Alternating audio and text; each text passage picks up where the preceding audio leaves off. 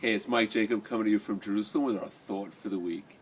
In Jerusalem and all over the Jewish world this week, it was a very tragic, very sad week. We lost our special Gadol, Rav Ovadia Yosef. We all felt some kind of a connection to, their family should be comforted. We should all, what I want to do really is try to point out maybe a couple things from his life that maybe we can gain and we can get from, and that way, we kind of carry on his legacy. Now, we're starting this week Parshas Lechlecha. It discusses the life of Avram Avinu, the beginning of the Jewish people. And there's a concept that we've all heard of, and I want to maybe add to that concept. That concept is called Maise Avos Siman Labonim, that things which happened to our forefathers is kind of a sign of things that are going to happen to their descendants. But I want to add a dimension, and I want to point out one idea.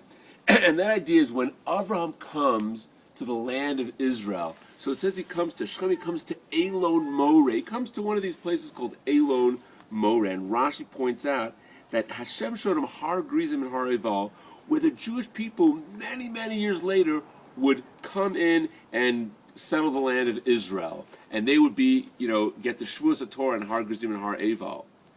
So I have a question. If we picture the scene of Abraham, Sarah with Lot, a couple camels, maybe a couple of servants, they're kind of going through the land of Israel. They come to daven in this place. Did Abraham realize that a couple hundred years later that there'd be millions of his descendants coming into the land of Israel to be makabel Shavuos HaTorah, to accept upon themselves to live a Torah life in Eretz Yisrael? Did he imagine that? Could he have pictured that? I don't know, but he probably didn't. But that's the power of a person, what a person could do. Avraham with his Rebbetzin Sarah, they're two people. They can't even have kids till much later. And look at what they accomplished. I think that's what the idea of Ma'aseh Avos Siman Labonim. Think of if you do something, you do the right thing, that has an impact on generations forever and ever and ever. And that's something that we could certainly pick up from Rav Ovadia.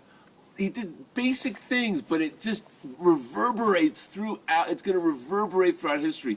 The impact he had on so many tens, hundreds of thousands of people in Eretz Yisrael all over the world. But we could take from that. If we do the right thing, we impact ourselves, we improve ourselves, we improve our surroundings, Maise Avos Siman Labonim, and that will impact our children, Bezrat Hashem, grandchildren for generations and hundreds and thousands of years to come. Shabbat Shalom.